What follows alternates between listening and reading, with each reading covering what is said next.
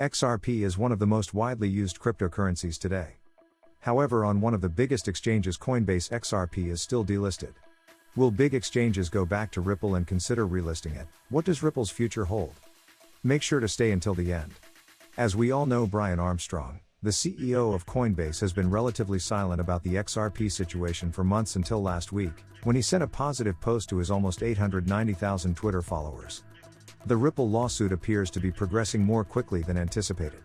Meanwhile, the SEC is learning that going after cryptocurrency is politically unpopular, because it affects consumers. Armstrong wrote, "The irony is that the individuals they're supposed to protect are the ones attacking them." He continued, Armstrong's tweet linked to an unpleasant August article on the unanticipated backlash against the SEC for millions of retail investors, the very people the SEC is intended to protect. The public outcry is directed at the SEC's years of ambiguous and contradictory recommendations on digital assets, as well as its botched handling of the present Ripple case. Despite that admission of guilt, it appears that Coinbase and its CEO are planning a relisting of XRP pending an SEC settlement. Furthermore, there is no incentive for the SEC to battle any longer. That suggests a settlement might be reached in about a month's time. We can afford to be excited after witnessing the arduous path of how the XRP community was able to knock down the SEC on its own.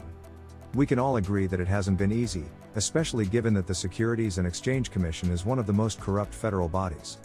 Before we go any further, let's take a look at John Dayton's Twitter thread prediction: the case against AB Garland House and at Chris Larsen SF is over. He tweeted, "The day it was filed it was over. The SEC will never be able to meet its obligations." Guys, this week, I came upon a very interesting website. See the link in the description below. It's called a stable pool, and everyone who registers on their website until October 31st will receive up to $50. In crypto, it's a new platform, but during the first week, they received more than $80 million of investments. They also have a partnership with a Japanese exchange called TaoTaoX.com. When you go to their website, you can immediately claim the free $50. After that, you go to top up on the left side of the screen. Then at the right, you select a currency and enter the amount you want to deposit. After that, you're free to go in our money. Note, I'm not a financial advisor and investing is always at your own risk. The SEC must show that the two executives either knew or were careless in not knowing that XRP was a security. This is going to be another one of those long threads. But don't worry, we'll walk you through everything step by step, making sure you comprehend what John Dayton said. In order to prove recklessness, the SEC needs to prove that a reasonable person would have recognized XRP was a security because it was so clear and evident to anyone at the time, he continued. When John Dayton begins reviewing certain shards of evidence related to this litigation, things get even more interesting. Number 1, Perkins Coie Memo, October 2012. It came to the conclusion that XRP was not a security. Number 2, until April 2018. The SEC allowed its employees, including enforcement lawyers, to trade and own cryptocurrencies, including XRP, without limitation. Number 3, SEC Legal Memo assessing whether XRP is a security, dated June 13, 2018. Because there is no enforcement recommendation, SEC enforcement lawyers do not believe XRP is a security. Number 4, Hinman speech, June 14, 2018. Hinman stated that Ethereum is no longer considered a security because it is sufficiently decentralized. Given that the XRPL is at least as decentralized, if not more, it's plausible to infer that ongoing XRP sales from 2018 onward were legal. Number 5, at a discussion with Clayton and Hinman on August 20, 2018 at Joel Katz and at the Garland House, scream out, "Ripple is in purgatory because of the lack of clarity about XRP." Clayton and Hinman do not inform Garland House or Ripple that they or the SEC consider XRP to be a security. Number 6, in January 2019, Coinbase informs the SEC that it has concluded that XRP is not a security and that it plans to list XRP the following month. The SEC said nothing to discourage Coinbase, and XRP was listed in February 2019. As he wraps up, John Dayton shares a comprehensive summary of everything with us. He contends that the SEC's chances of demonstrating Garland House and Larsen believed XRP was a security were shattered by the 2012 Perkins Coie opinion letter as late as 2018. If SEC enforcement lawyers, experts who evaluate what is and isn't a security, couldn't make the case XRP was clearly a security, it's impossible to ascertain Larsen and Garland House or Carolyn since 2013, or beyond. What's intriguing is that Ripple can argue the reverse by demonstrating that the SEC had no idea XRP was a security by providing the following evidence. 1. In 2018, the SEC, his own enforcement lawyers, were unable to make the case to the Hinman speech gave grounds to believe that XRP was stable. 3. Until 4 months before the case, Clayton and Hinman failed to mention that XRP was a security during discussions. Number 4, until 2019.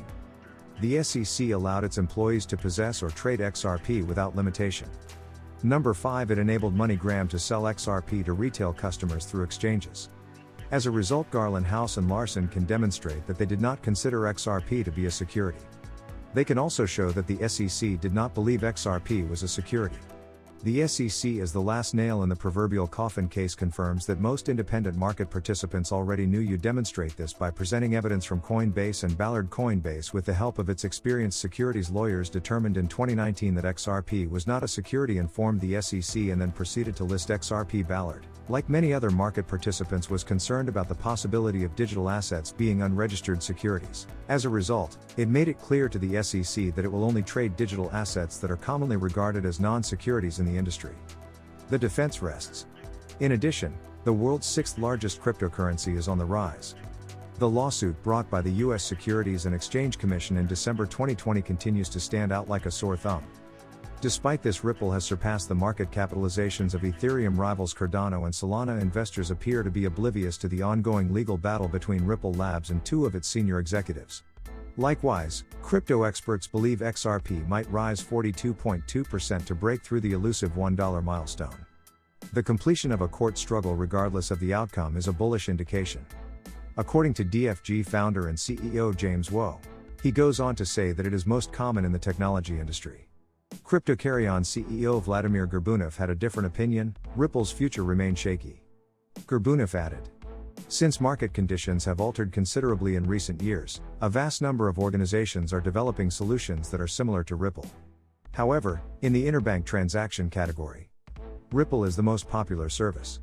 There is also some stunning news. Elon Musk has now joined Ripple and is suing the Securities and Exchange Commission in the United States. Elon Musk feels that the SEC is attempting to control cryptocurrencies, that it has overstepped its bounds, and that it should be stopped. Tesla's CEO is currently the wealthiest person on the planet. On Twitter, he provided a few indicators about his plan to attack on the SEC. Ripple is not alone in its fight against the SEC. According to his tweets, nobody should be surprised by Elon Musk's support for Ripple. For a long time, he has been a Bitcoin supporter and enthusiast. He started accepting Bitcoin as payment for his Tesla automobiles last year. He also has Ethereum and Dogecoin, which are both in the top 10 altcoins. When he backed Dogecoin, a meme coin, in 2021, the market appreciated in value and broad popularity increased. Elon Musk and Tesla have also been involved in a long legal battle with the Securities and Exchange Commission. He made it obvious that he has been constructing a case against the SEC for some time. "I didn't start it, but I will finish it," he says in a tweet. Elon Musk has been ramping up with evidence to openly go against the SEC. According to a random Twitter speculation from Dr. Jack16, Elon himself confirmed that he had been doing exactly that. Another tweet from Elon Musk indicated that beginning a fight with the SEC was not a good idea. Musk responded saying he didn't start the conflict, but he intends to put an end to it. The Securities and Exchange Commission has long maintained that cryptocurrencies are not in its wheelhouse. As a reason, the SEC's efforts to impede the Ripple's case conclusion were unsurprising. The SEC filed an appeal which was eventually dismissed. The SEC's move to strike was denied by District Judge Annalisa Torres of the Southern District of New York. Judge Annalisa had been sickened by the SEC's contradictory arguments and notices, according to the refused motion. The lawsuit filed by the SEC against Ripple has already caused a major delay. It's been months since XRP. Investors have witnessed their coin's price fluctuate in the negative. Former FCC executive Joseph Hall outlined his stance on the issue in a recent interview. He sympathizes with the crypto industry and he believes that regulatory ambiguity is impeding blockchain's advancement in the US. If the SEC loses on the merits, Hall believes it will be tough to recover. Furthermore, Hall does not expect that a satisfactory conclusion to this lawsuit will be reached before 2022. Nonetheless, he believes that when the matter is finally decided, there will be a ray of optimism for crypto investors. That was a lot to take in. We understand. However, as you can see, the SEC's defense is non-existent. As a result, we shouldn't be surprised if a settlement is reached within the next 30 days. There's a good probability it'll happen soon. It's been a long road and we're confident that everyone in the XRP community will be relieved to see it come to a close. Like and subscribe.